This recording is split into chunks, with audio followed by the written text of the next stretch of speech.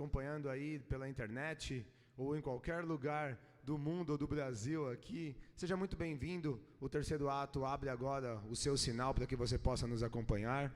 Mais uma vez, bom dia para vocês que estão aqui, que chegaram pontualmente para louvar o nome do nosso Deus. E nós vamos começar essa programação sem mais delongas. Hoje temos muita coisa, temos o pastor Wanderson Domingues daqui a pouco abrindo a palavra para pregar mais uma vez sobre o livro de Gênesis. Também temos aqui daqui a pouco a professora Térbia, Débora e Diogo também, que vão aqui abrir a palavra e vamos estudar mais um tema muito importante sobre o livro de Isaías. Mas não menos importante, nós vamos também agora aqui entoar louvores, e você aí na sua casa pode cantar conosco, e vocês obviamente aqui também vamos cantar todos juntos. Eu gostaria de convidar você agora reverentemente a curvar a sua fronte, fechar os seus olhos e vamos falar com o nosso Deus. Pai eterno, Pai amado, obrigado por mais essa oportunidade, pelo dia lindo que estamos tendo. Obrigado pela liberdade de expressão em nosso país, de louvarmos o Teu nome sem nenhuma interferência. Obrigado porque nós temos agora essa oportunidade, mais uma vez, de entoar louvores, abrir a Tua palavra. Por favor, use a cada pessoa aqui da equipe técnica, a cada um. Use a Áquila também de uma forma especial, que ela possa conversar agora e passar toda a mensagem para os nossos amigos surdos. E agora a cada um que está aqui em casa, que está aqui sentado, por favor, se mova, Pai querido, trabalhe nas nossas mentes e corações, para que possamos receber a Tua mensagem. Nós te pedimos e também te agradecemos em nome de Jesus. Amém, Pai. Vamos louvar então, Ousado Amor. Acho que essa música não precisa nem falar nada. Vamos só cantar, que a letra dela fala por si só. Eu sei que vocês estão de máscara, tá bom? Se concentre agora, preste atenção na letra da música e louve a Deus conosco. Vamos lá.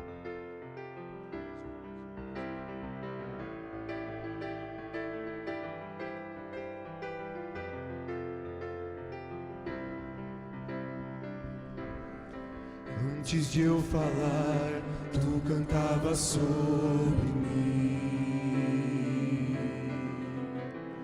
Tu tens sido tão, tão bom pra mim.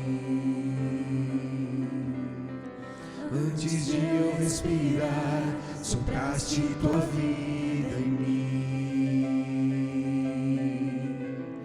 Tu tens sido tão, tão bom pra mim.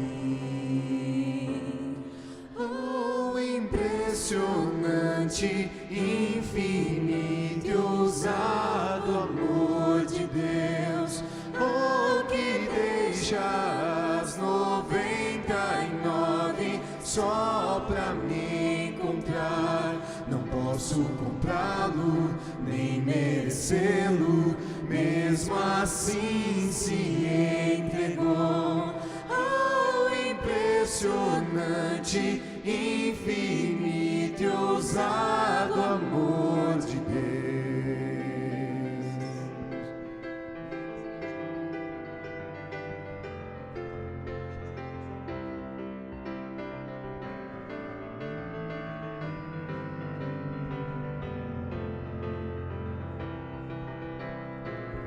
Inimigo eu fui, mas teu amor lutou por mim.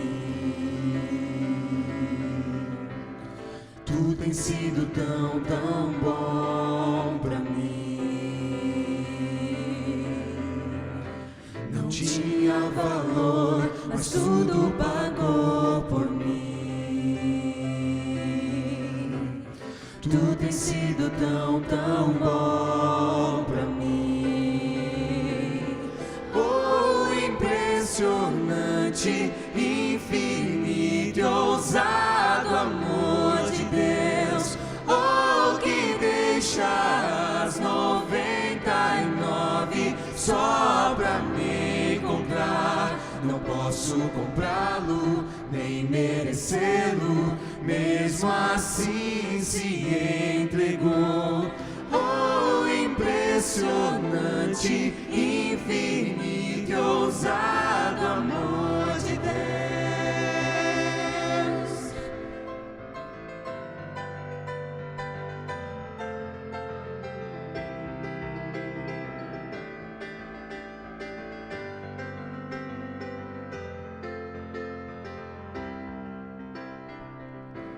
Traz luz para as sombras, escala as montanhas pra me encontrar. Derruba muralhas, destrói as mentiras pra me encontrar. Traz luz para as sombras, escala as montanhas pra me encontrar. Derruba muralhas, destrói as mentiras pra me encontrar.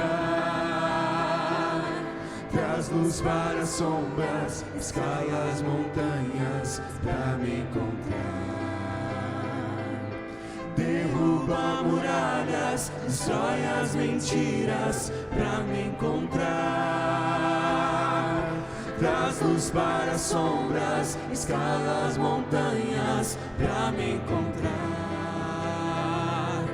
Derruba muralhas, destrói as mentiras pra me encontrar. Oh, impressionante, infinito e ousado amor de Deus. Oh, que deixa as 99 só pra me encontrar. Não posso comprá-lo, nem merecê-lo, mesmo assim se entregou. Oh, impressionante, infinito e ousado amor de Deus.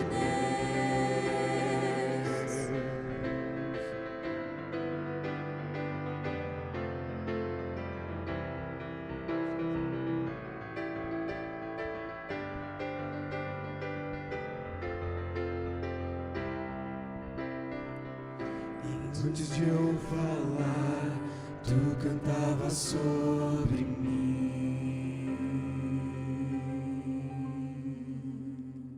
Amém. Vamos cantar outra música que continua falando desse amor maravilhoso. Um Deus que se tornou homem, morreu em nosso lugar e usou uma coroa que era para ser nossa e não para ser dele. Vamos louvá-lo. A coroa.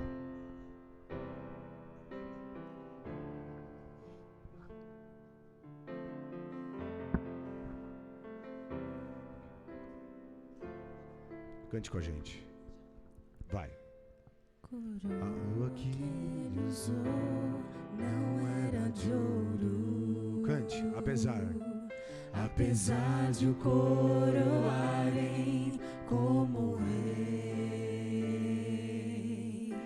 Não era de rubi ou diamantes, mas era feita só de espinhos vis.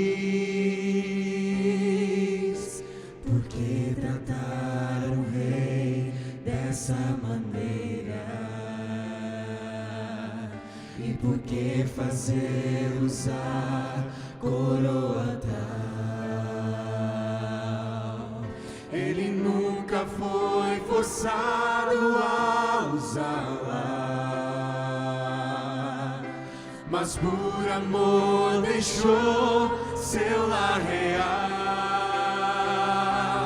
A coroa que Jesus usou na cruz fora feita para mim. Ele a trocou pela minha salvação e jamais terá de usá-la outra vez.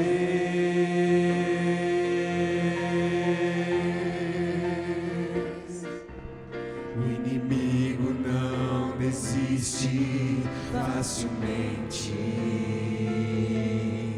Ele quer fazer usar coroa tal, mas tenha isso sempre em sua mente. No Calvário o bem venceu o mal. A coroa que Jesus usou na cruz fora feita para mim. Ele a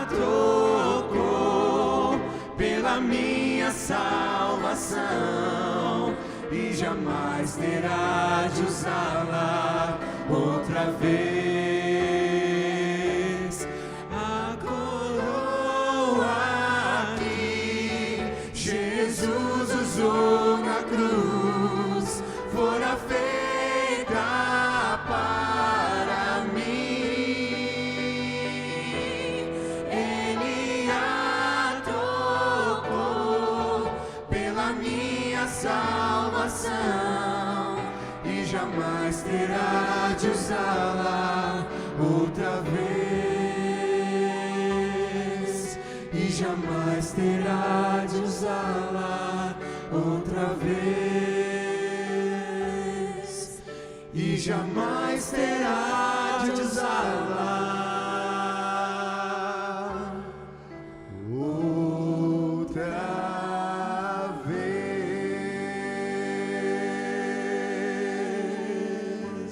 Louvado seja Deus, amém.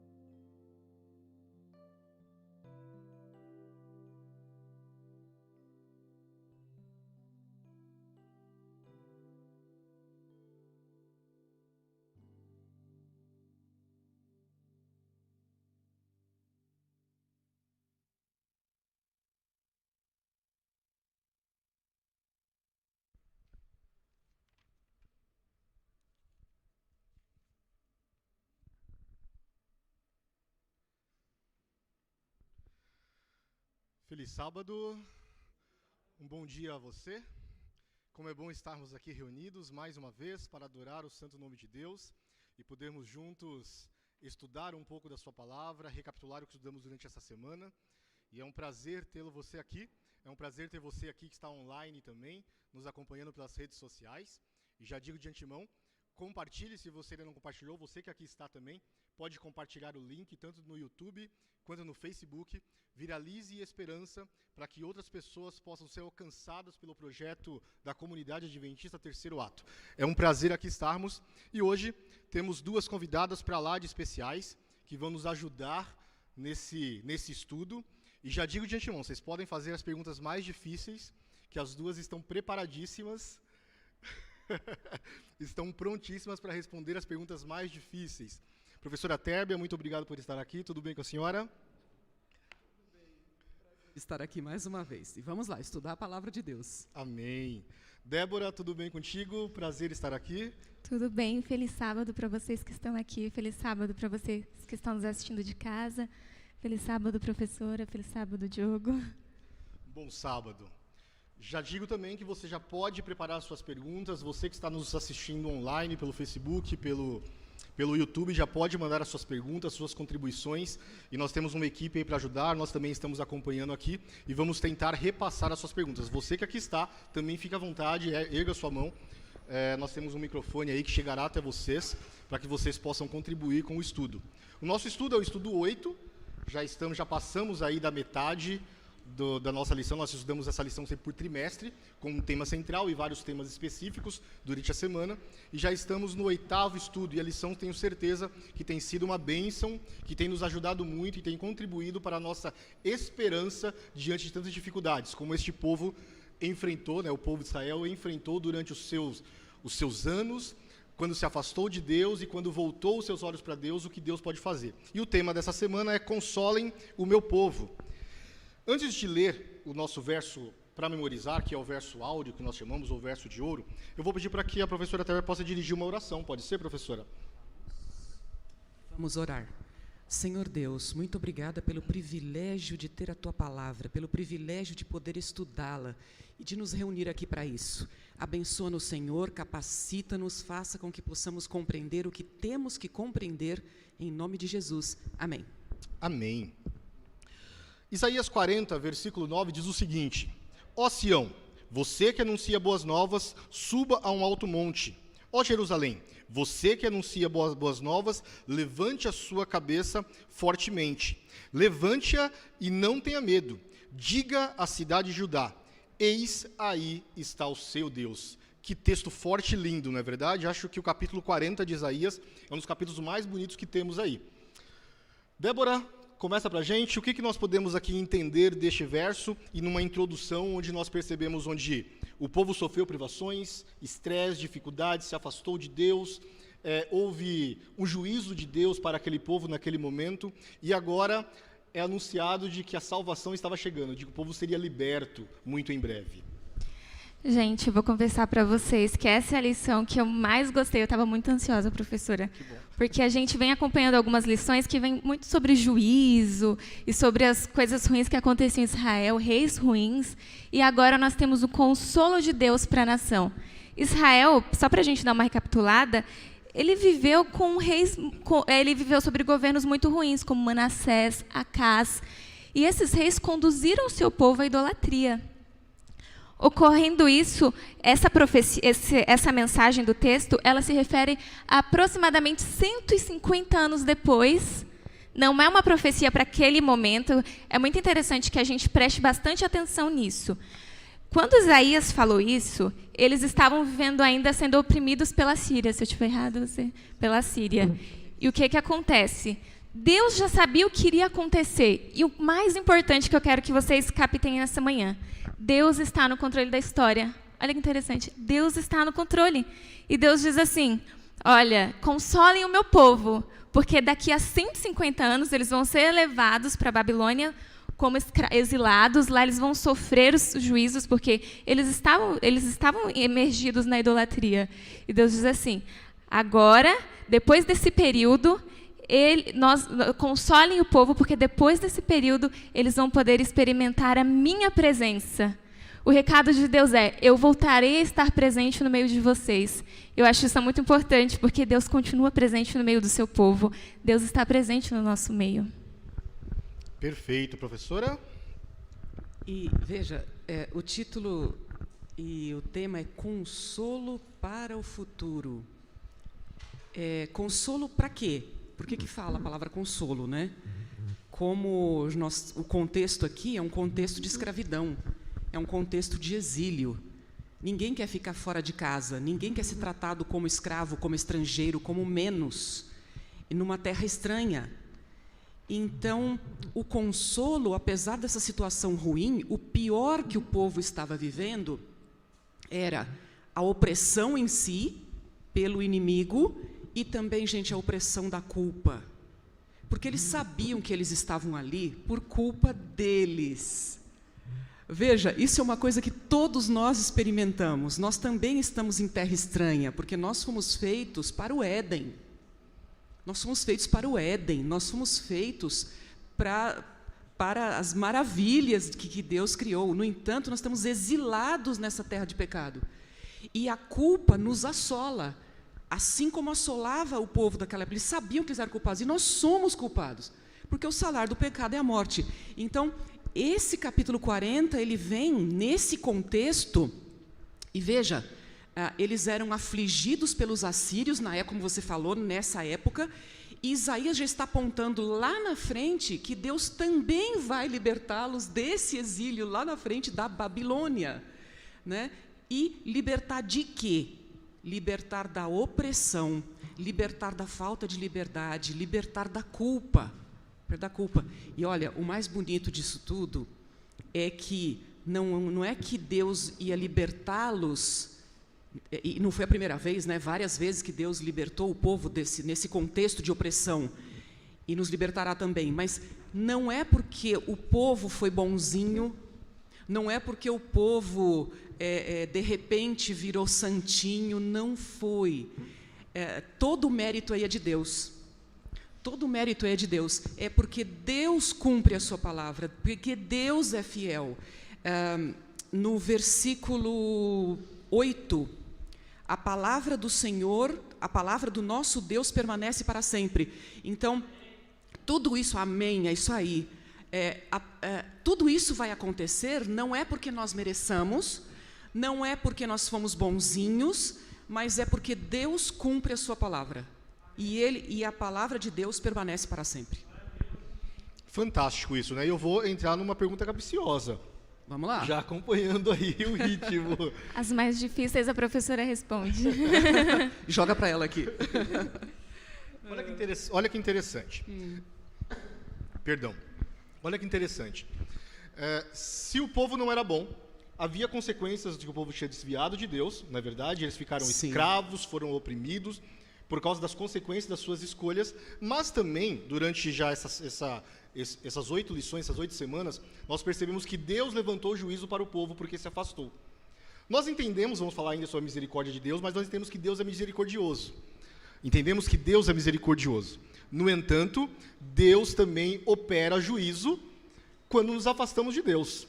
Nós podemos afirmar ou não, fiquem à vontade para responder, que Deus, de acordo com as nossas consequências de nossas escolhas, lógico que é a que vem, Deus também pode nos castigar para nos salvar futuramente? Olha, essa ideia... capcioso, né? Capcioso. Olha, me pôs aqui numa situação... Vamos lá, me ajuda. Essa ideia de que se Deus castiga ou Deus não castiga, até teve uma lição passada aí que tratou disso, né? Deus castiga ou não castiga? Juízo é castigo ou não é? É consequência ou é castigo? Tá? Como eu não sou teóloga, eu não vou entrar no mérito exatamente disso, mas eu só quero dizer uma coisa. Realmente, os nossos erros, o nosso afastamento de Deus, ele traz consequências. Lógico, né? O livre-arbítrio que Deus nos dá, eu gosto muito disso. O livre-arbítrio é justamente para que possamos escolher, e até escolher mal. Mas quando a gente escolhe mal, existem as consequências. E quando a gente escolhe bem, também existem as consequências boas. Então, eu acredito que a gente colhe, sim, as consequências das nossas ações. Agora, eu vou alertar aqui para um perigo, tá? É quando nós, seres humanos, queremos ser a consequência do pecado do outro. Deu para entender? Porque existem consequências das escolhas ruins de cada um. A gente só não pode incorrer no erro, como cristão, de querermos nós mesmos colocar os juízos sobre as outras pessoas. Né? Porque a justiça pertence a quem? A Bíblia é muito clara nisso. A quem pertence a justiça? A Deus. Ele é justiça, na verdade. Então, é que nós nunca caiamos nessa tentação, sabe? De nós sejamos a justiça. Ou, muitas vezes, vingança pelo pecado do outro. Então, você pecou, a gente sabe que tem consequência, mas que não seja você a consequência. Muito bem colocado, professora. A palavra de Deus diz que os nossos pecados causam separação entre nós e Deus. E qualquer distanciamento de Deus vai trazer consequências, e provavelmente não vão ser consequências boas. O povo, como a gente já mencionou aqui no início, era um povo totalmente... Eles estavam em busca da idolatria. E um dos maiores perigos da idolatria não é só você constituir deuses para você. A gente vai falar um pouquinho mais na frente, né, sobre idolatria, mas é quando você acaba sendo Deus de si mesmo. Isso é um grande perigo. E as pessoas estavam chegando... Esse ponto, eu estava lendo um comentário de Isaías, de um autor, esqueci o nome, me fugiu o nome dele, Mas ele dizia assim, que se eles não fossem levados para o cativeiro, se as coisas permanecessem do jeito que estavam, o povo ia acabar se sentindo deuses de si mesmo. Isso era um perigo muito grande. Então, realmente existe consequência, como a professora colocou. Se você se coloca ao lado de Deus, se você procura tomar decisões sábias, você vai ter suas consequências positivas. Agora, todo afastamento de Deus gera uma consequência negativa. Perfeito, Débora. Olha que interessante, né? Nós vemos aqui, a Débora já tinha comentado, que 1 século e meio, essa profecia de que eles seriam libertos, de agora seria para 1 século e meio. E aí eu pergunto, aqui para as nossas debatedoras, qual a importância de crermos nas promessas de Deus? Você tem sofrimento? Você que está aqui, você já teve algum sofrimento? Ou ainda vive em sofrimento? Acho que parece que as nossas vidas é muita luta. Nós temos muito a agradecer, é claro, mas temos lutas e sofrimento o tempo inteiro. Qual a importância de acreditarmos como cristãos nas promessas de Deus, mesmo que elas demorem para nós, né? Porque o nosso tempo é diferente do tempo de Deus. Mas qual a importância, professora, de crermos nessa promessa? Porque aqui existia uma transição para Isaías de 150 anos depois. Ou seja, ele precisaria acreditar. Talvez nem ele viria, mas ele precisava acreditar de que a salvação viria.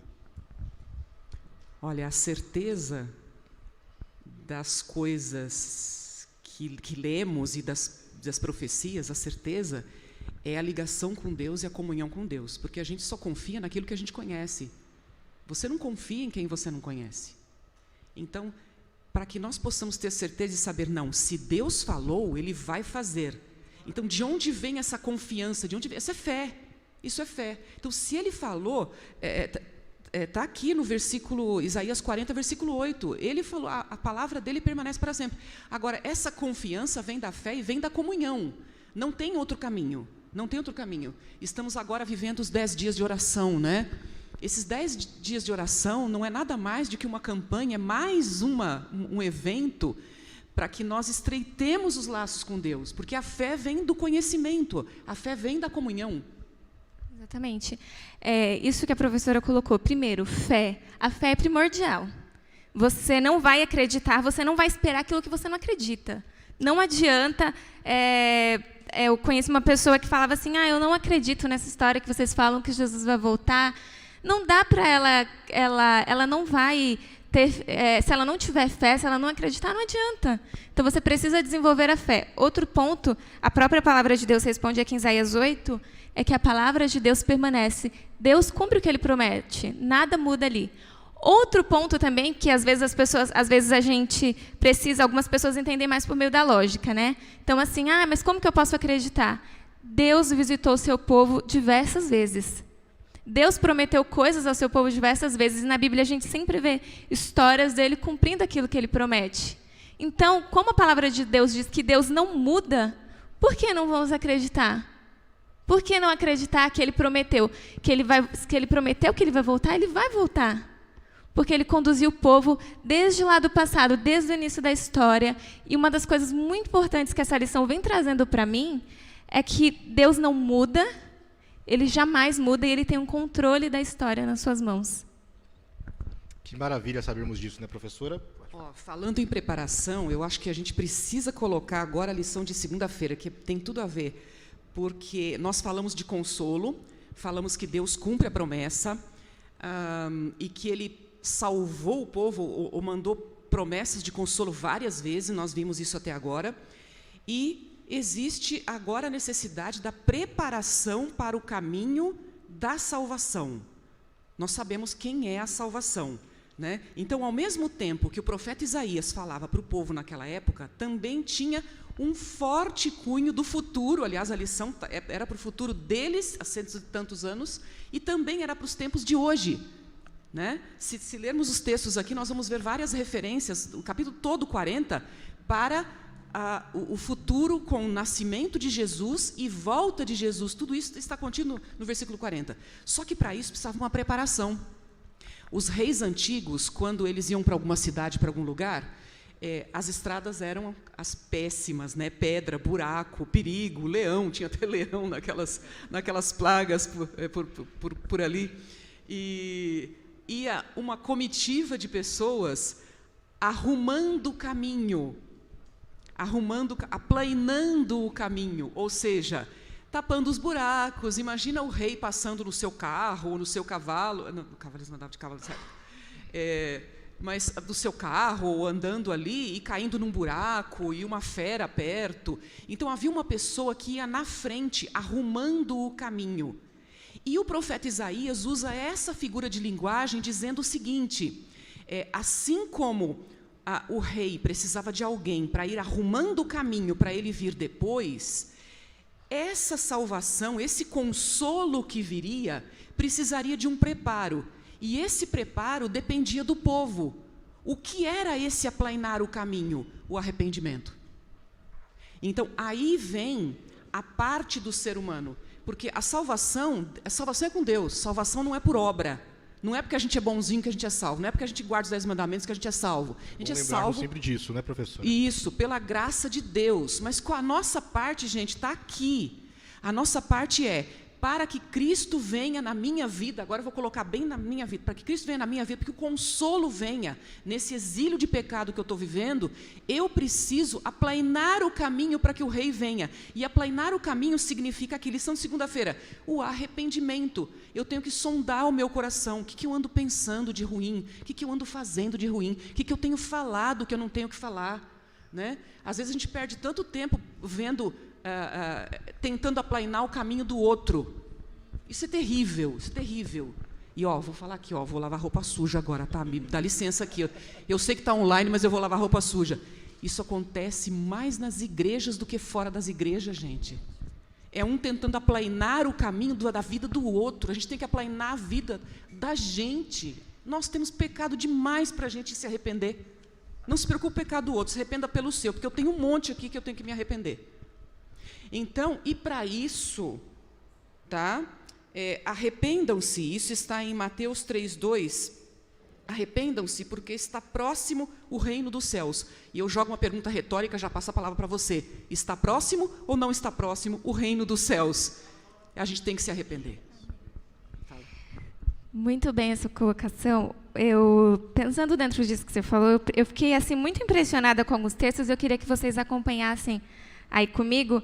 Primeiro, Isaías 40, no versículo 3. Ele começa dizendo assim: voz do que clama no deserto, preparai o caminho do Senhor. E aí ele diz: endireitai no ermo a vereda a nosso Deus. Todo vale serão aterrados e nivelados, e todos os montes e outeiros, o que é tortuoso, será retificado, e os lugares escabrosos aplanados. Aí eu queria que vocês acompanhassem também em Lucas 3:4. Lucas 3:4 diz assim: conforme está escrito no livro da palavra do profeta Isaías, voz do que clama no deserto, preparai o caminho do Senhor e endireitai as suas veredas. E tem mais um textinho aqui, que a Bíblia fala, né? Tem mais um textinho aqui, em Malaquias 4:5, que diz assim: eis que eu vos enviarei o profeta Elias, antes que venha o grande e terrível dia do Senhor. O povo de Israel, o povo antigo, eles aguardavam muito a vinda do Elias. Né? A gente sempre ouve falar isso, eles aguardavam muito a vinda do Elias. E aí eu fiz uma ligação entre esses três textos que eu achei assim, bem interessante. Primeiro, Isaías diz assim: preparai o caminho, vós que clama no deserto, preparai o caminho. Em Lucas, essa voz que clama no deserto, ele aplica isso a João Batista. Ele diz assim: João Batista estava preparando o caminho para que Cristo viesse. Em Malaquias, nós temos Elias, que diz assim, que Elias estava preparando, Elias vivia num lugar totalmente idólatra, né? As pessoas não sabiam, tem até uma mensagem interessante, assim. Nesse texto de Malaquias, Elias diz: quem é Deus? Quem é o verdadeiro Deus? Se é Baal ou é o Deus, o único Deus verdadeiro? Então, a gente tem essa mensagem no texto de Malaquias. Só que nesse texto de Malaquias, ele diz também que depois dele, alguém teria que preparar o caminho, e Ellen White também diz que nós seríamos as pessoas que iríamos preparar esse caminho. Olha que interessante. Isaías fala para o tempo dele, João Batista fala para o tempo dele, e quem precisa falar para o nosso tempo? Nós precisamos falar para o nosso tempo. Então, em Malaquias, nós temos Elias dizendo que quem é o Deus verdadeiro, Em Isaías nós temos Isaías dizendo, Jeová está entre nós, Deus está entre nós. Em Lucas nós temos, João Batista dizendo, ele veio e ele vai vir pela segunda vez. Então nós somos essa voz que precisamos preparar o caminho para a volta do Senhor. Muito bom. Percebeu que nós estamos afiados aqui, né? Alguém aqui da plateia quer fazer alguma contribuição, alguma pergunta? O Fábio já está com o microfone ali, se você quiser, fique à vontade. Alguém? Você que está online também, não esqueça, pode mandar a sua contribuição, ok? Fiquem à vontade. Alguém aqui? Não? Muito bom, vimos aqui, a Débora e a professora falaram bastante, e é muito bom, nós sabemos que somos confortados, existe a esperança e existe, por fim, a libertação. E neste contexto existe a preparação. Temos que preparar o caminho. Jeremias anuncia a mesma mensagem e ele fala algo bem interessante no seu livro que, de repente, Isaías não fala. Ele fala que o Senhor prometeu um novo começo aos que estiverem dispostos a uma nova aliança. Ou seja, a minha vida de pecado, de erro, de lutas que eu tenho aqui, quando eu me preparo para receber o rei, a vinda do rei, quando os caminhos são aplanados, então o Senhor me promete um novo começo. Então há começo sempre. Hoje é o dia de recomeços, professor, é isso que nós podemos afirmar? O Senhor está nos oferecendo, independente da nossa condição atual, que a gente prepare o caminho e Ele oferece novos recomeços? É um Deus de misericórdia? Sempre, sempre, sempre. Aliás, eu acho que é isso que diferencia o Deus dos seres humanos, né? E todo esse tempo de graça e de misericórdia com um povo de dura cerviz, como diz a Bíblia, né? E sim, existe sempre a misericórdia. Agora, tem um detalhe interessante aqui que nós precisamos colocar, que em Isaías 49, diz assim, você que está com a Bíblia aberta aí, você pode ler? Isaías 40, versículo 9, por favor. Tu, ó Sião, que anuncias boas novas, sobe a um monte alto. Tu que anuncias boas novas a Jerusalém, ergue a tua voz fortemente. Levanta e não temas, dize a cidade de Judá. Eis, aí está o vosso Deus.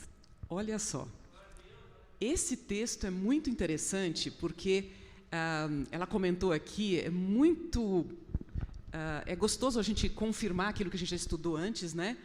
Que quando diz a voz que clama do deserto, se refere a João Batista, porque existe lá no livro de Mateus e Lucas, confirmando as mesmas palavras, né? Sobre João Batista, que foi preparando o caminho para iniciar o ministério de Jesus. Ministério de Jesus. Então, João Batista veio antes e Jesus adulto, né, foi anunciando e proclamando. Agora, esse versículo aqui está dizendo que uma voz do monte alto dizia, aí está o seu Deus. E o interessante é que no hebraico era um arauto feminino. E quando se refere a João Batista, a voz que clama no deserto, se referia a um arauto. Arauto é alguém que dá boas novas, né, que dá notícias. É um arauto masculino, que era João Batista. Só que antes de João Batista, houve o arauto feminino. O arauto feminino veio antes. E quem é esse arauto feminino? A profetisa Ana. A profetisa Ana estava no templo, ela havia o profeta, né, Simeão e Ana, a Bíblia conta desses dois profetas, e a profetisa Ana estava ali. Quando ela viu Maria e José trazerem Jesus para apresentar no templo, lembra o que ela falou? Eis aí o vosso Deus.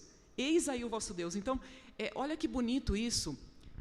Deus não faz acepção de pessoas. Deus não discrimina gênero. É muito interessante isso. É pena que, às vezes, na igreja, em alguns círculos assim, você encontra distinção. Assim, tipo, não, mulheres não podem fazer tais funções. Infelizmente, você encontra isso. Mas eu acho que as pessoas se esqueceram de ler a verdadeira mensagem da igreja, da Bíblia, a mensagem do Evangelho da Bíblia. E a importância também, né, que Jesus sempre deu às mulheres, né, nesse Isso, porque muitas vezes as pessoas leem a tradição contida na Bíblia e misturam com a mensagem da Bíblia. É lógico que a Bíblia foi escrita num tempo e a Bíblia traduz a tradição, ela mostra a tradição daquela época. Só que tradição, gente, tradição muda. Existe tradição boa e tradição ruim, nem toda tradição é boa. E algumas pessoas leem a Bíblia querendo importar a tradição daquela época para a tradição de agora. Só que a mensagem do Evangelho não está presa à tradição. A mensagem do Evangelho é uma mensagem pura de Deus, de amor, sem discriminação. Então, antes de João Batista, o arauto que estava abrindo o caminho para a vinda do Messias foi Ana, uma mulher. Então, o que eu vou dizer agora, e você introduziu esse assunto de maneira perfeita, comparando ali Isaías com Elias, com Malaquias, perfeito. Aqui nesse lugar, e aí as pessoas que estão assistindo, nós somos Anas, Simeões e João Batistas. Porque nós, você falou muito bem, cada um de nós aqui pode arrumar o caminho para a vinda do Salvador. Cada vez que eu falo para alguém, Cristo vai voltar, que eu falo da mensagem do Evangelho, que eu mostro o amor de Cristo, cada vez que eu estou fazendo isso, eu estou fazendo o mesmo que Simeão, o mesmo que Ana, o mesmo que João Batista fez. Ô, professora, inclusive, é maravilhoso saber como o Evangelho é inclusivo, né? Mesmo que ele seja baseado em culturas e tradições diferentes, em épocas diferentes, a gente vê em Cristo, assim, perdão da palavra, um cara extremamente ousado. Isso. É uma pessoa que chega assim e fala, não, vinde a minhas crianças. Quem foi que anunciou a primeira notícia da ressurreição de Cristo? Maria Madalena, uma mulher. Madalena. Então, é muito bom saber que no corpo de Cristo, nós mulheres, né, puxando a sardinha aqui para o nosso lado, nós somos muito importantes e nós somos fundamentais para a pregação do Evangelho. Há lugares que só nós, desculpem rapazes, mas é verdade, que só nós vamos conseguir entrar. Então, eu até marquei aqui, eu fiquei pensando, eu vou parecer um pouco feminista lá e tal, mas eu marquei aqui, porque eu achei muito importante como o Evangelho é inclusivo. Ele é para todas as pessoas, ele é para alcançar todas as pessoas, e ele pode também ser levado por todas as pessoas. E olha que bonito aqui, que está em Lucas 2, versículo 38, diz assim, sobre Ana: e chegando naquela hora, dava graças a Deus e falava a respeito do menino a todos os que esperavam a redenção de Jerusalém. Então, gente, numa época em que a mulher nem era contada como cidadã, ela não era contada como cidadã. A palavra da mulher naquela época não valia num tribunal, não valia. E nesse contexto, a Ana dava graças a Deus e falava a respeito do menino a todos os que esperavam a redenção de Jerusalém. Isso é maravilhoso. Que fantástico, né? O A Diogo, professora e a Débora disseram. Pode falar, Débora. que Imagina, fica à essa de vontade. terça-feira assim, tá maravilhosa, Não dá né? para perder, né? Essa não dá para perder. Teve 3 lições aí que eu achei muito interessantes, 3 mensagens. No versículo 9 tem uma mensagem assim, mensagem do evangelismo: Deus está no meio de vocês. Isso daí, eu vou continuar falando, isso daí é muito importante, porque quando a nação estava em idolatria, eles não tinham a presença de Deus, porque eles não queriam estar na presença de Deus. Então, traz muito essa mensagem no verso 9, Deus está no meio de vocês. No versículo 10 diz assim, Ele vem, é uma promessa que Ele vai vir. E dentro do verso 10 ele diz assim, e vem com recompensa. Então, a pregação que nos cabe hoje é dizer isso para as pessoas, Ele vem.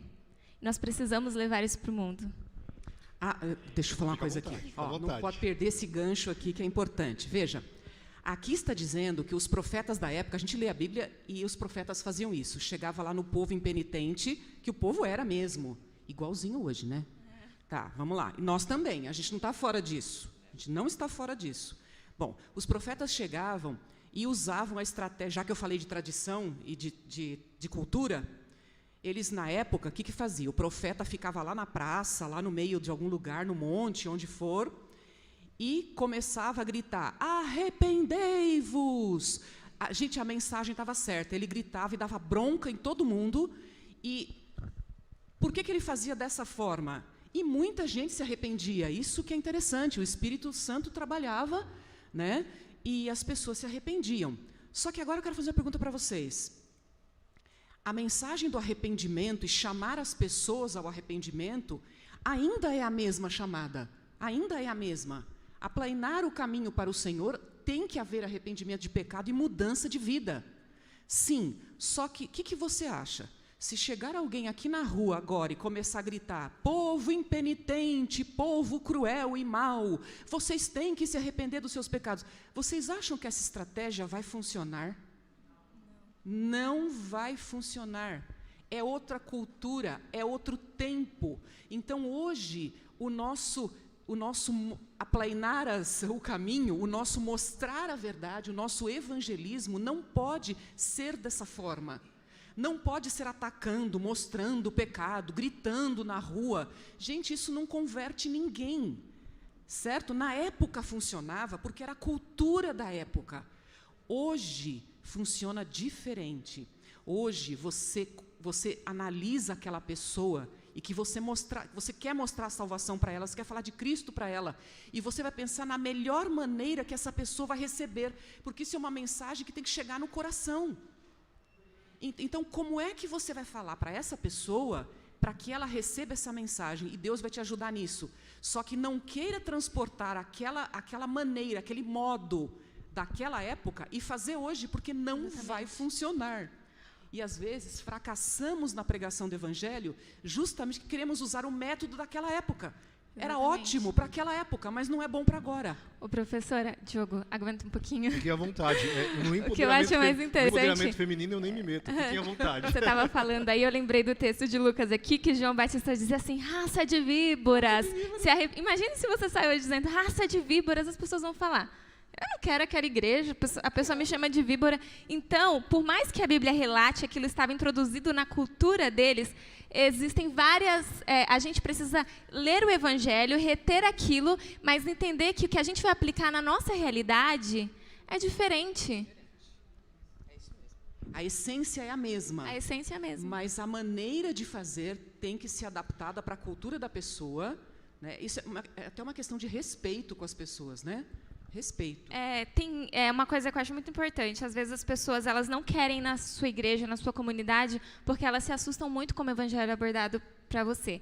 Eu vou contar mais rapidinho uma experiência que eu passei na faculdade. Quando eu fazia... Hoje nós temos tempo, né, Fábio? Quando eu estava estudando engenharia, eu precisava trabalhar durante o dia, lógico, a vida aqui em São Paulo é assim. Então, eu trabalhava durante o dia, estudava durante a noite, só que eu tinha aulas ao sábado, de manhã, e tinha aulas às sexta-feiras à noite, que eu não ia. E as pessoas sempre questionam, por que você não vem? Por que você não faz trabalho? Por causa disso.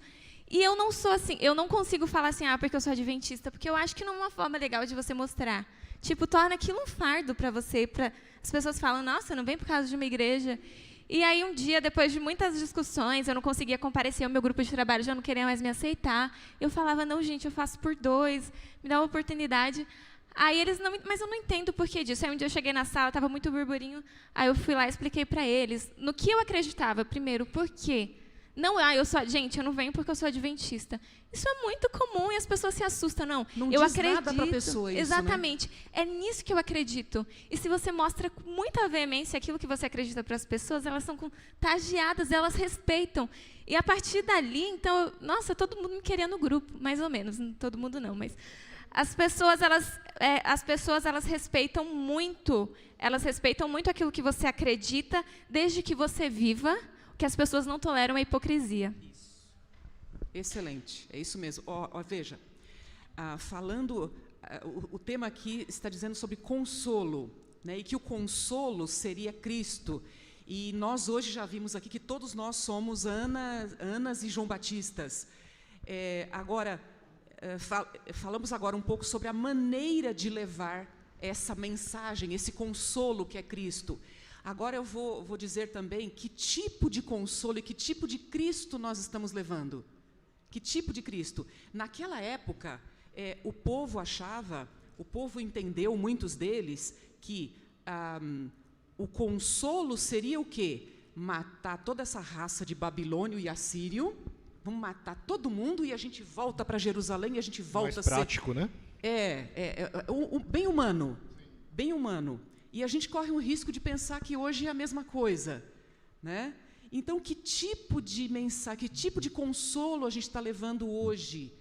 Porque muitas vezes a gente vai levar o consolo, vai levar a mensagem, a pessoa está desesperada, está no exílio do pecado. Aí você vai, agora eu vou ser Ana, agora eu vou ser João Batista, eu vou levar a mensagem para ela. Aí a gente chega lá e faz assim, olha, a mensagem é a seguinte: você não pode comer carne de porco, você não pode tomar café, você não pode isso, não pode isso, não pode isso. A pessoa fica assim, misericórdia, eu não quero esse consolo. Eu não quero isso. A gente tem que levar o que você acabou de falar, dar o seu testemunho. E sabe, pela alegria que você fala de Cristo, que Ele fez na sua vida, isso é o consolo. E as demais coisas virão, porque a verdade ela é muito ampla, as demais coisas virão. Então não é levar regras ou levar a igreja, é levar a Cristo. E Cristo fará com que a pessoa se adapte às regras, à igreja e tudo mais. Eu acredito que o cristão ele precisa ser alguém leve, sabe? Alguém que consiga transmitir com gestos, consiga transmitir com seu comportamento algo bom. Eu fico pensando assim, e se Cristo estivesse aqui hoje na nossa época? Imagina só, eu acho que nós compreenderíamos muito melhor a questão de amar, de se importar com o próximo, se nós mentalizássemos, por exemplo, Jesus. Cara, eu imagino Jesus, é minha imaginação, tá, gente? Cada um imagina Jesus do seu jeito. Mas imagina assim, um cara de cabelo comprido, cheio de ideias ali que vai mudar, que quer fazer uma mudança na sociedade. E o povo dele que estava lá nos templos coordenando tudo, não dava crédito para ele. Odiaram ele. Não, odiaram ele. Sim. Não foi bem recebido. Será que nós, hoje, trataríamos ele bem? Eu tenho minhas dúvidas. E João Batista? Eu imagino aquele cara lá de Rastafari, vivendo no deserto, comendo bicho e tudo mais. Gente, se a gente conseguir entrar um pouco no tempo, se a gente conseguir pensar como que era, o que Jesus pregava, ele era revolucionário. Ele era revolucionário. Nós aceitaríamos melhor as pessoas e, ao invés de mostrar a doutrina, todo esse elaborado que a gente tem, nós mostraríamos Jesus. Jesus. Debatedoras. Precisamos Gente, vamos lá. Precisamos adiantar por causa do nosso tempo. Não, tá ótimo. Tá Já certo. perceberam que as duas estão afiadas aqui, que eu disse no começo, mas nós só precisamos adiantar um pouquinho porque o nosso tempo ele vai rápido e a lição está muito boa e os debates estão muito bons aqui.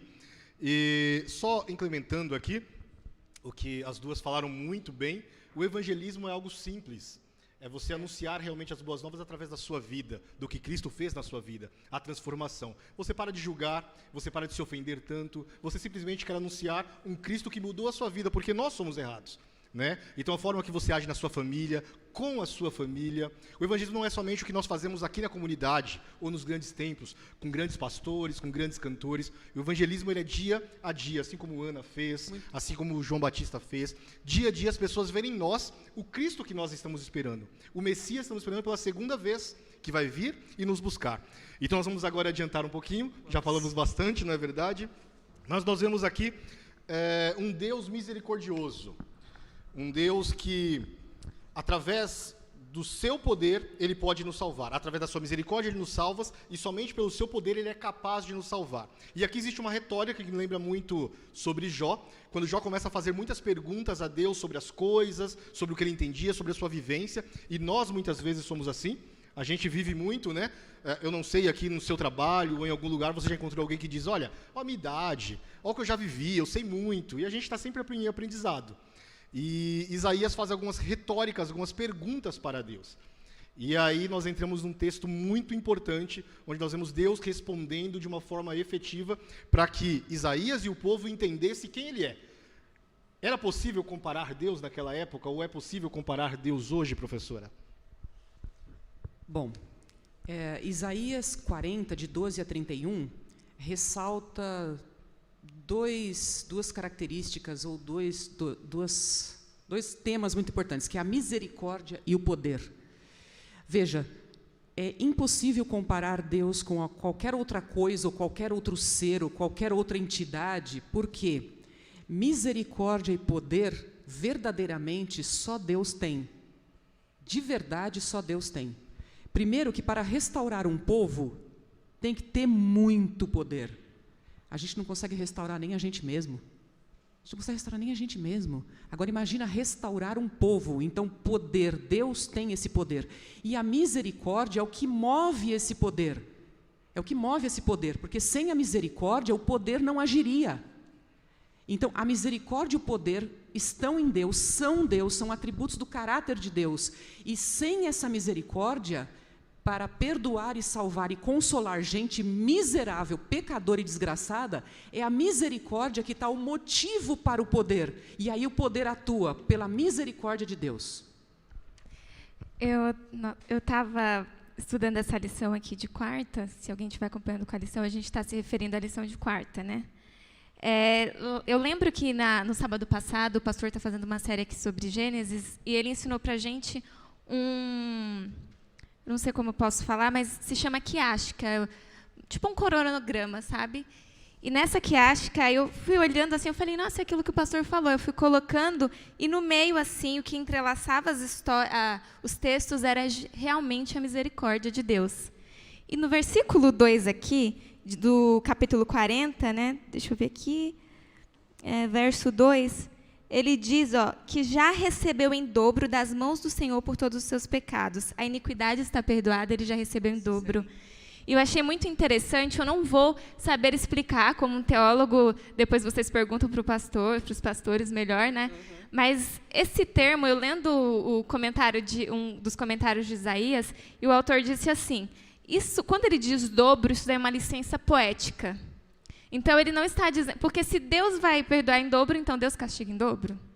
Então, gera esse pensamento. A gente tem que ter muito cuidado com isso. Mas Isaías usa essa licença poética para dizer assim, eu amo vocês, eu perdoo vocês, eu quero vê-los felizes, eu quero ver vocês bem. E aí, professora, para terminar, tem um texto aqui no versículo 11 que ele diz assim, como pastor apacentará o seu rebanho entre os seus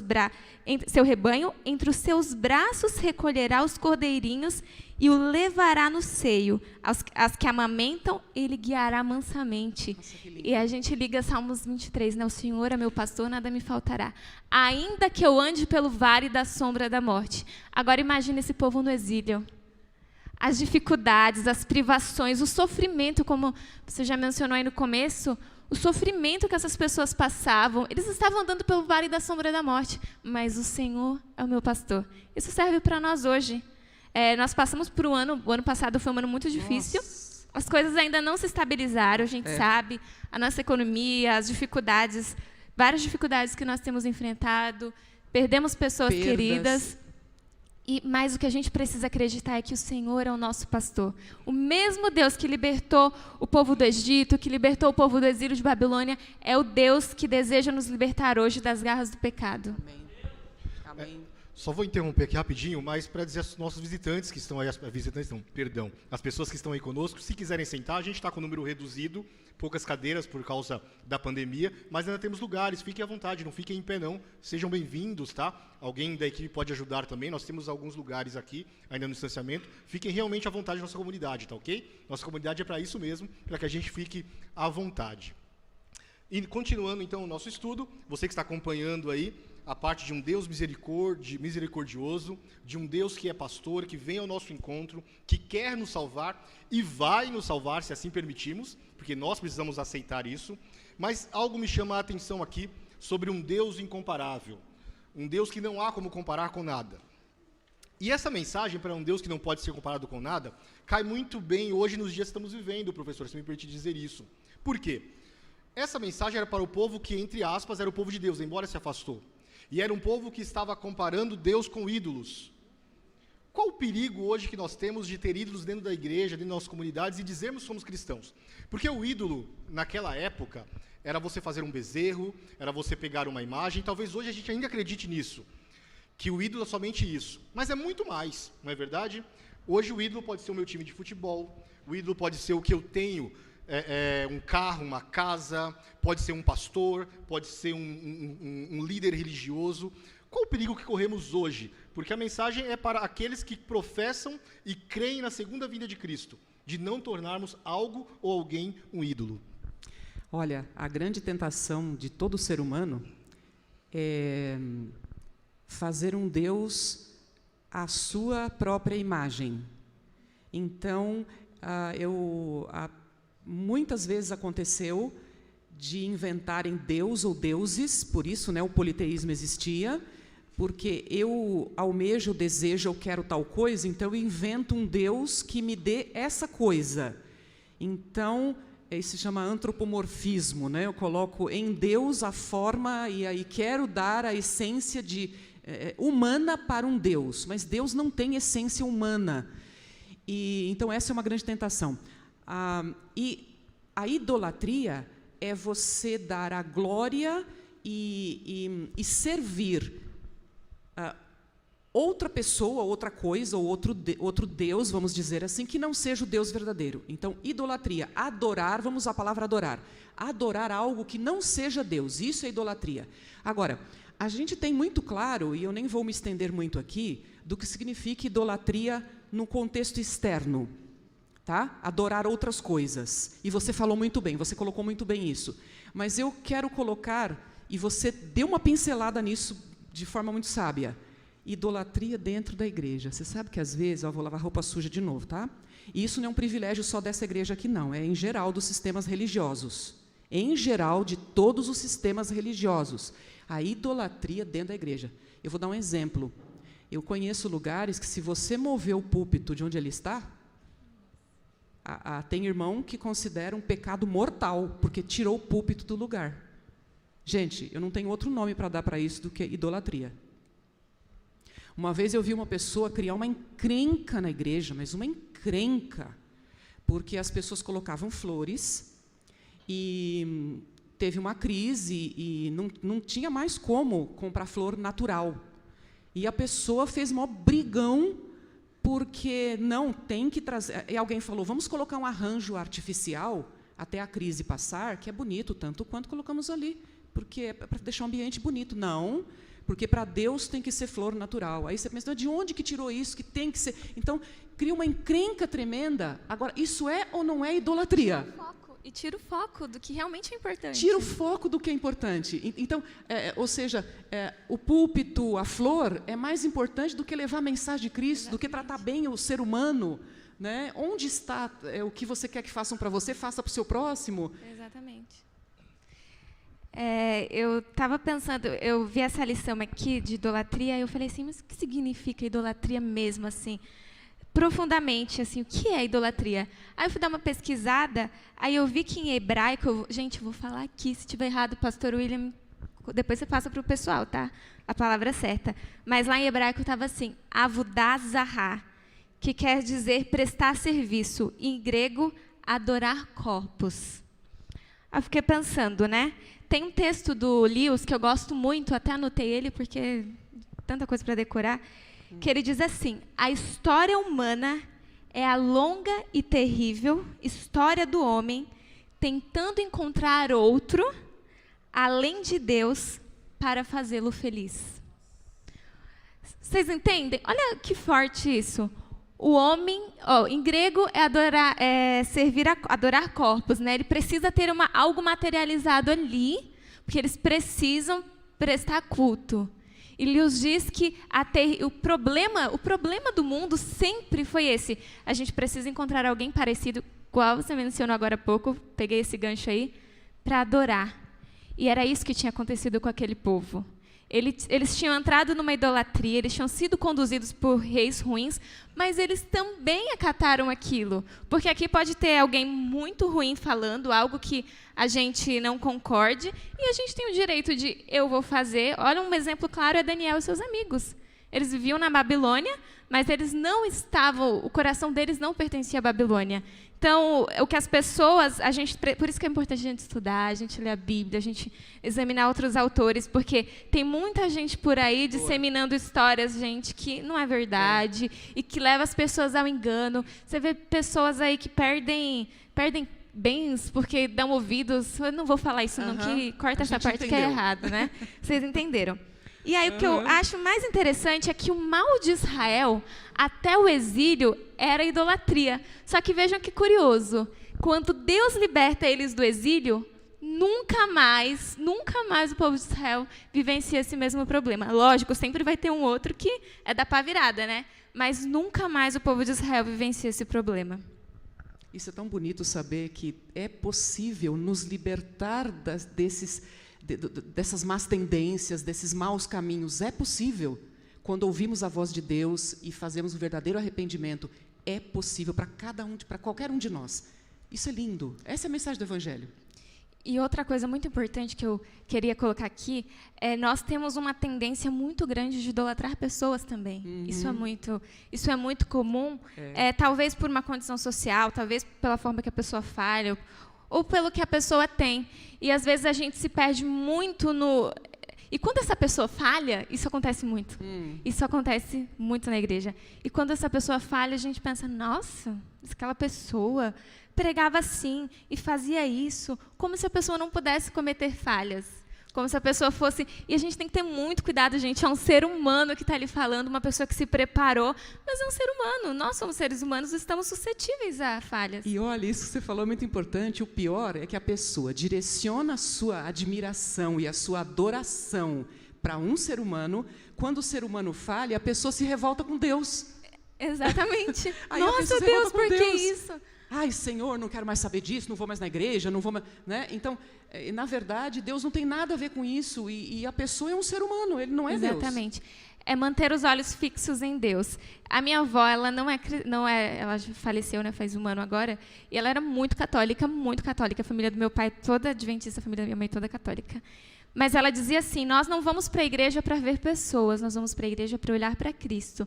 Então, mantenha sempre seu olhar para Cristo, porque se a gente for ficar olhando para as pessoas, algumas vão nos olhar torto, algumas não vão ser bem receptíveis, algumas vão ficar falando dos outros. Olha para Cristo, seja a diferença que você espera no mundo.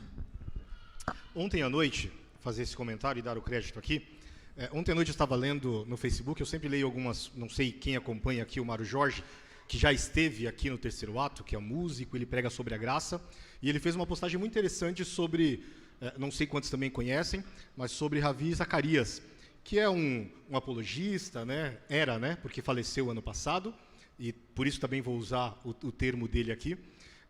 Ele contribuiu muito, eu particularmente sempre gostava de ouvi-los, ver suas mensagens, seus sermões, e achei bem pertinente ontem a postagem que ele fez sobre a vida dele. Após a sua morte, então foi descoberto que ele praticava alguns abusos em sua comunidade mesmo, e com as suas empresas, entre aspas, filantrópicas. A sua fundação, que é a sua igreja, ela não, como se diz, ela não disse que as mulheres que foram violentadas por eles, não dissimularam elas, muito pelo contrário, contrataram advogados para que elas pudessem provar o que estava acontecendo. E aconteceu de fato, todos os abusos foram comprovados. E aí, vocês falando agora sobre a gente colocar nossa esperança em homens, em ídolos, e o próprio profeta Isaías fala que todos são nada e as suas obras são coisa nenhuma, e as suas imagens vento e vácuo, me vem isso na cabeça agora. Porque às vezes a gente idolatra um pastor, um líder religioso, e ele nos decepciona. E como ficamos? A gente se afasta ou acaba o mundo? Como que fica? Então esse é o grande perigo hoje de idolatrarmos as pessoas, porque eles, como o profeta Isaías, são imagens, são vácuos, são nada, não podem fazer nada, e eles estão suscetíveis a pecado. Às vezes parece que as pessoas têm uma vida libada, mas só quem sabe o oculto é Deus. Então a gente tem que tomar muito cuidado e depositar nossa esperança em Deus. Podem falar, gente. É isso aí. Eu gostei muito do verso aqui, do capítulo 40, o versículo 29, diz assim: faz forte ao cansado e multiplica as forças ao que não tem nenhum vigor. Olha que esperança bonita para os dias de hoje, que está dizendo aqui. Mas os que esperam no Senhor... sim, é o versículo 30. Os jovens se cansam e se fatigam, e os moços de exaustos caem. Mas os que esperam no Senhor renovam as suas forças, sobem com asas como águias, correm e não se cansam, caminham e não se fatigam. Olha que esperança maravilhosa no final aqui do capítulo 40. Aqui, quando fala, também é uma linguagem poética e é uma figura de linguagem. Os jovens se cansam e se fatigam. É uma figura de linguagem querendo dizer que é difícil um jovem cansar, né? Mas aqueles que esperam no Senhor superam qualquer expectativa, porque eles serão fortes, serão sustentados e voarão sobem como águias, correm e não se cansam. Isso é muito bonito, porque o Senhor renova as suas forças. Muito bem. Gente, chegamos ao fim desse estudo Tenho certeza que foi um estudo maravilhoso. Já agradeço de antemão, Débora, professora, pela contribuição. Que Deus abençoe, que vocês sempre aceitem o nosso convite para estar aqui, contribuindo conosco. É sempre de grande valia. E eu gostaria de agradecer também as pessoas que estão online, mandaram algumas contribuições aqui. Eu vou falar do Benedito Muniz, que sempre está conosco aqui, que é um mestre, sempre nos ajuda, e ele diz o seguinte: para nós, o cativeiro do pecado já judiou.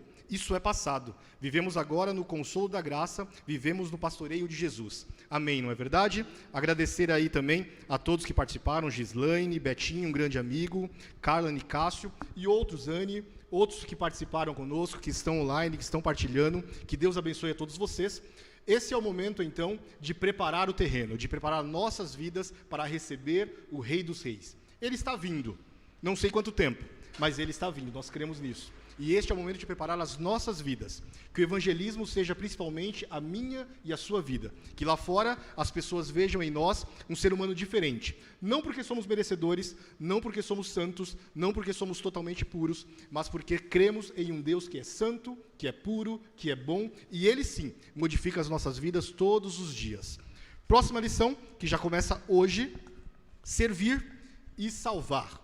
Você pode já estudar, já pode baixar nas plataformas também. Esteja também afiado para que no próximo sábado, às 9h30, vamos reunir novamente e aqui podemos debater mais uma vez essa lição tão grandiosa, para que Deus possa nos abençoar e abrir as nossas mentes e nos dê o consolo e a confiança necessária para aguardarmos a sua breve volta. Que Deus nos abençoe. Débora, poderia encerrar para a gente com uma pequena oração? Isso sim, oremos. Santíssimo Deus, Paizinho do céu, muito obrigada, Senhor, pelo estudo da lição que o Senhor nos permitiu estudarmos e conhecermos juntos sobre esse Deus tão misericordioso. Obrigada, Senhor, porque o Senhor nos consola através da Tua palavra e o Senhor nos promete uma vida eterna ao Teu lado. Abençoe o restante do culto que se segue, estejam com cada família aqui representada. É o que te pedimos no santo nome de Jesus. Amém.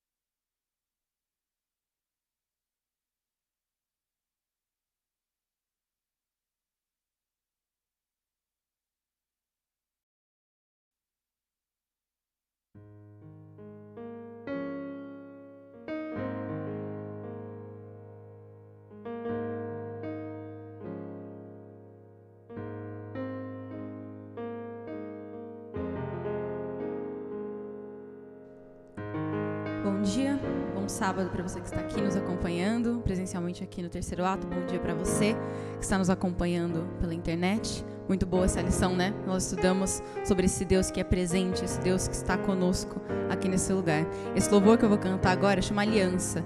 E ele fala sobre esse Deus que quer restaurar essa aliança que ele fez com a gente. Hoje ele está aqui e ele quer restaurar essa aliança com você e comigo. Amém?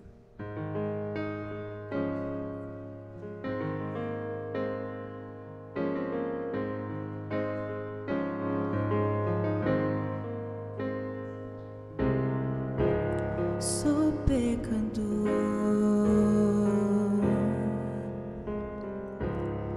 não quero entender a tua lei, só teu favor.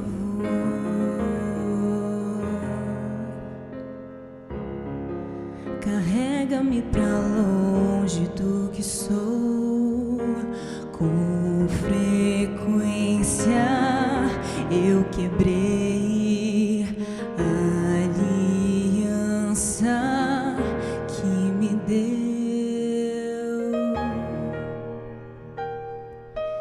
E mais uma vez, agindo em mim, quero restaurar tudo que eu perdi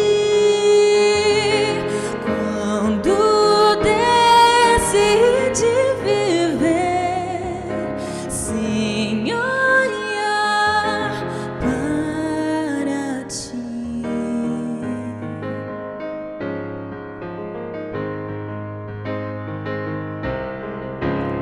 E a tua lei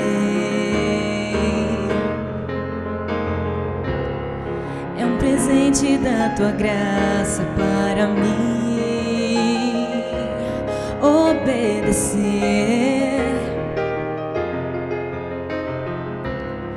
Me garante uma vida mais feliz. Não sou tão humano, fraco sou. Sei que é impossível viver sem teu amor. E mais uma vez eu estou aqui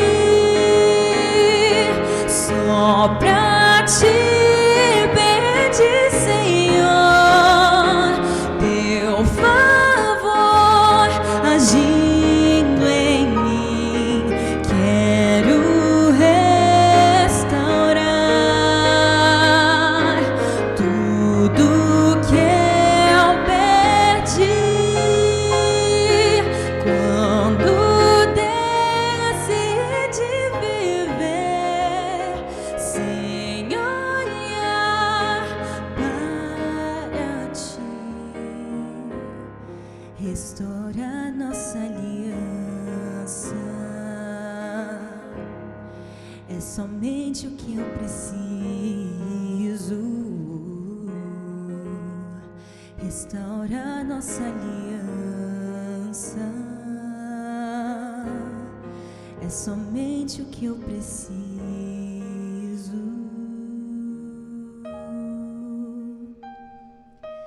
E mais uma vez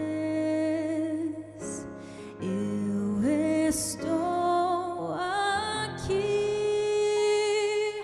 só pra te pedir, Senhor, teu favor agindo em mim.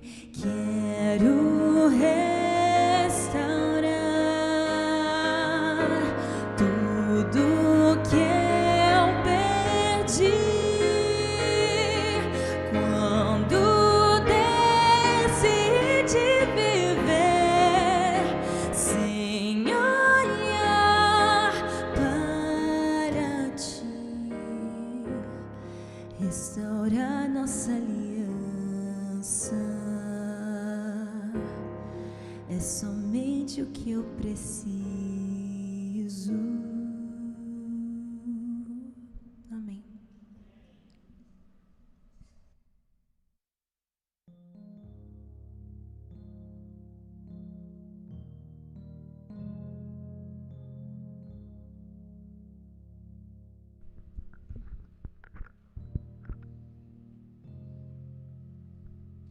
Feliz sábado a todos.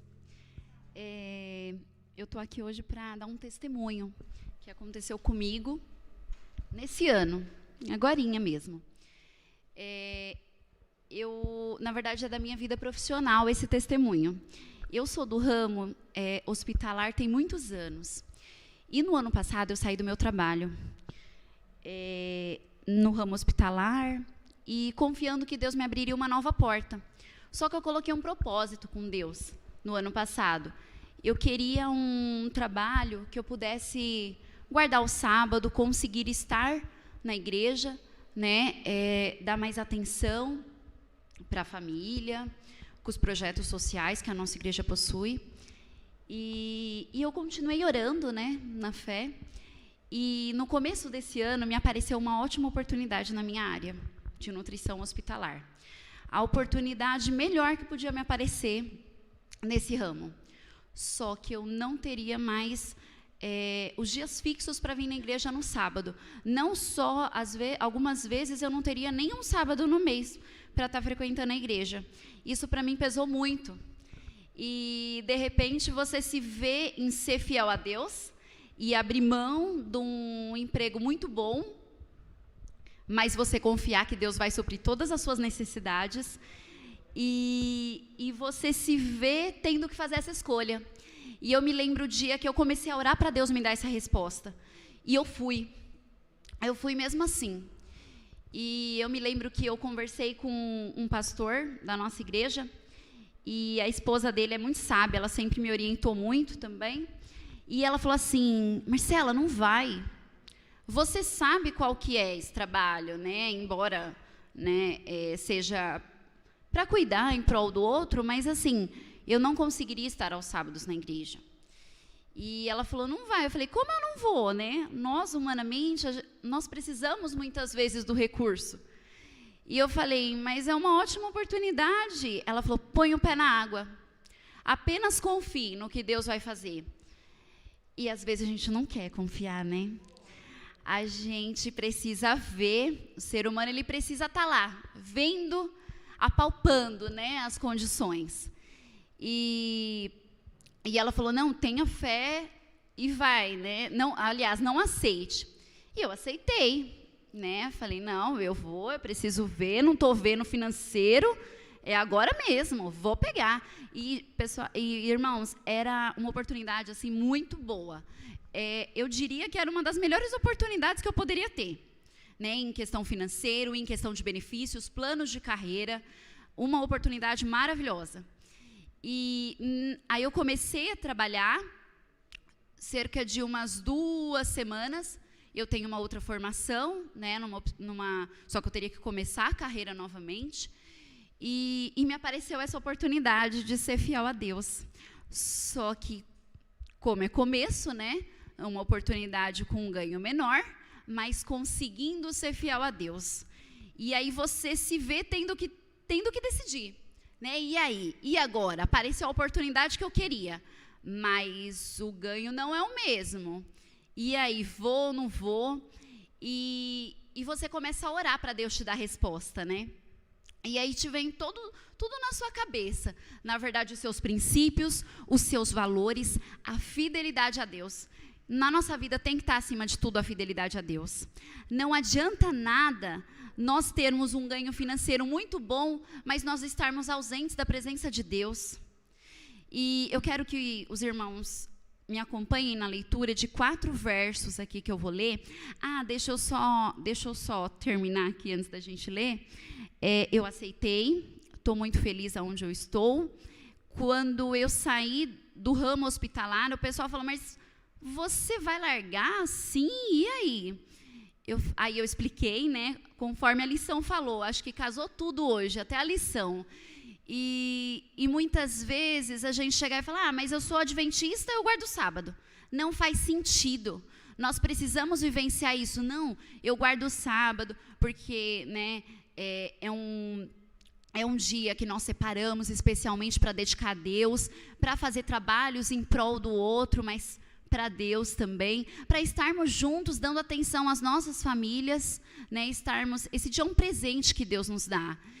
E assim, aí as pessoas começam a entender, né, quando a gente explica a essência, não apenas, é por isso, porque eu sou da adventista. Não, nós precisamos mostrar para Deus, mostrar às pessoas, né, o porquê, no que nós acreditamos, e acima de tudo, ser fiel no que nós acreditamos. Isso é o mais importante.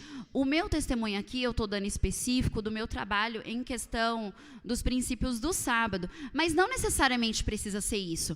Muitas vezes, você não vai ter que passar por isso em questão de escolher, trabalhar aos sábados, não trabalho. Muitas vezes, no seu trabalho, vão te oferecer uma proposta que, de repente, se você der o jeitinho lá, você vai tirar um pouquinho mais. Mas você vai estar sendo fiel a Deus no que você está fazendo? Eu acho que a gente tem que ter a consciência, chegou um tempo que a gente tem que ter a consciência real de Deus, que Ele está com cada um de nós. E quando a gente começa a sentir a presença dEle na nossa vida, não tem como, é o que a lição casou certinho. Nós começamos a ser os profetas de Deus na nossa geração. A gente não basta só nós ficarmos sentados no banco hoje em dia. Nós precisamos falar desse amor de Deus. As pessoas aí fora estão perdendo as esperanças.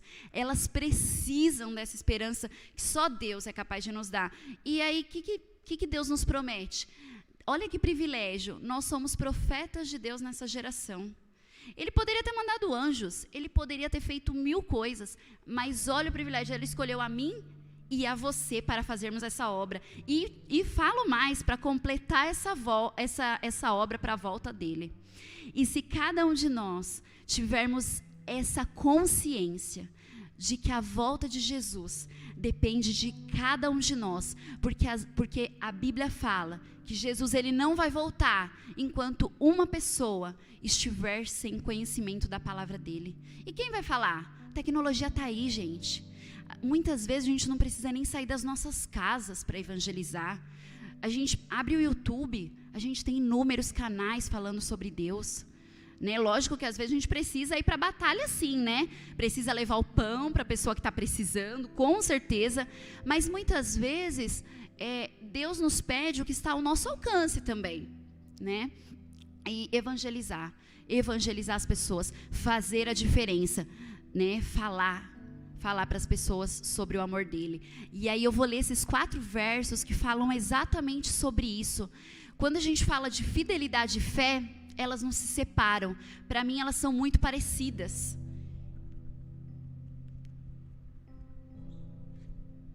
E aqui fala assim. Mateus 6, capítulo 33, diz assim: busquem, pois, em primeiro lugar, o reino de Deus e a sua justiça, e todas as coisas lhes serão acrescentadas. Gente, põe o pé na água, não adianta. Às vezes Deus vai te pedir coisas que vai ser muito fácil decidir, e às vezes você vai precisar confiar sem ver. E não se preocupem com o dia de amanhã, pois o amanhã trará suas próprias preocupações. Basta cada dia o seu mal. E se vocês quiserem anotar aí, para ler depois com mais calma, Mateus 14, 22 a 32, eu não vou conseguir ler agora, mas fala quando Jesus anda sobre as águas. E essas águas podem ser tantas coisas na nossa vida. Mas que quando a gente olha para Ele, a gente não afunda. A gente mantém os olhos fixos no Mestre. E aí Filipenses 4 diz: o meu Deus suprirá todas as necessidades de vocês, de acordo com as suas gloriosas riquezas em Deus. Sem fé, Hebreus 11, 6. Sem fé é impossível agradar a Deus, pois quem dele se aproxima precisa crer que ele existe e que recompensam os que os buscam. E para finalizar, Apocalipse 2:10 diz assim: ser fiel até a morte, e eu lhes darei a coroa da vida. Que promessa! Deus, ele não, muitas vezes ele vai nos dar abundância, mas algumas vezes não. Algumas vezes ele só quer que nós confiemos nele. E aliás, na verdade, Deus não nos prometeu. Deus promete que supre as nossas necessidades. Deus não nos prometeu que nós teríamos muitas riquezas aqui nesse mundo, porque a gente precisa estar com os pés na terra. Tem até uma música da nossa igreja que fala sobre isso. A gente precisa fixar os olhos nele, porque a gente tem que estar com o pé na terra e os olhos no céu. Deus nos prometeu uma vida eterna. O que é o mundo? O que é o mundo se a gente ganhar o mundo e perder a nossa alma, e chegar o dia que ele voltar e nós não recebermos a coroa da vida eterna? Então Deus nos promete suprir tudo o que a gente precisa, e nada irá nos faltar. Ele vai suprir. Mas o que a gente precisa? Pôr o pé na água. pôr o pé na água e ser fiel a Deus, a fidelidade a Deus, acima de qualquer coisa. Mas eu não estou vendo. Seja fiel, Deus está vendo para você. Amém.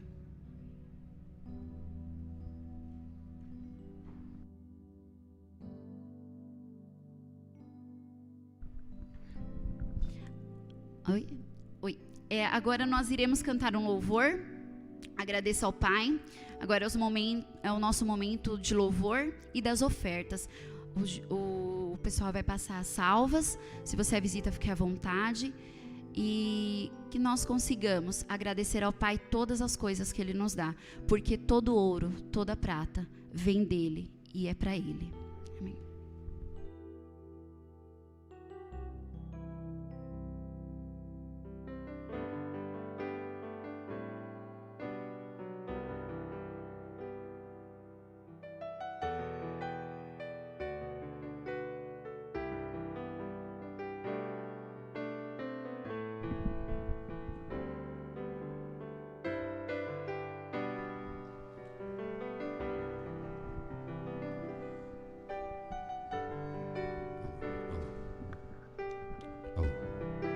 Estranho, né? A gente tem que higienizar o microfone, tirar a máscara. Marcela, obrigado.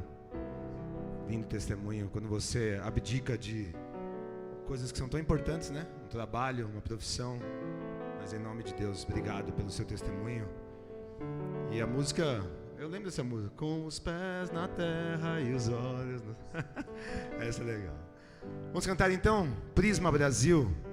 Agradeça ao Pai. Uma música linda que vem exatamente ao encontro. A Marcela que escolheu também. Agora você vai poder louvar a Deus com seus dízimos e com as suas ofertas, tá bom? E como ela colocou aqui, coloque aí na salva, porque esse valor vai ajudar a avançar a obra de Deus. E você também pode fazer isso agora. Louve a Ele.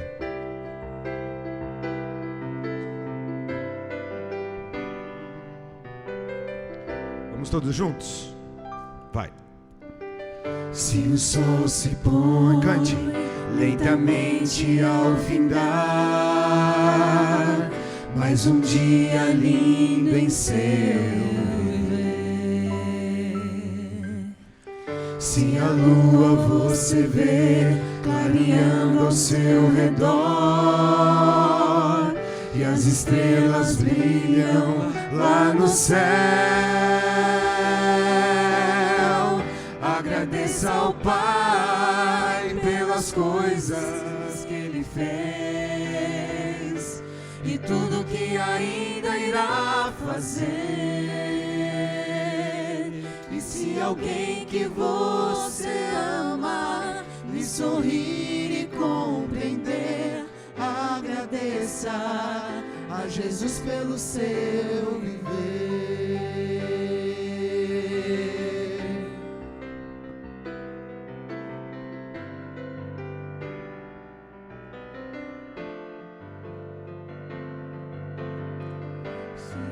Honestamente, o seu pão você ganhou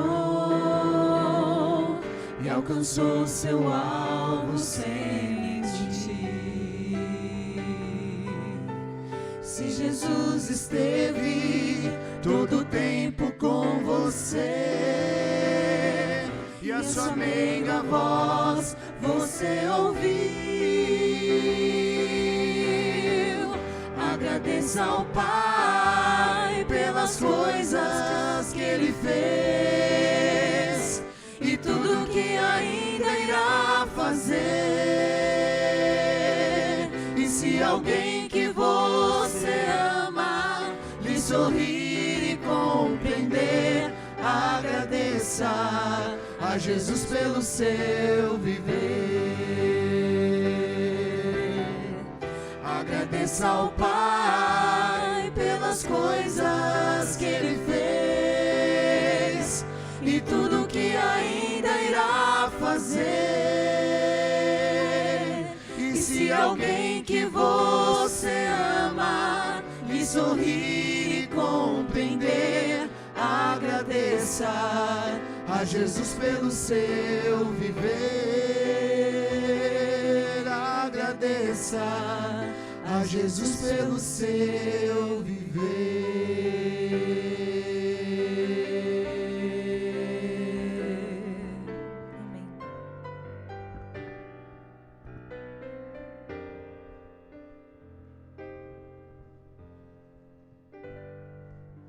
Vamos fechar os olhos para orarmos.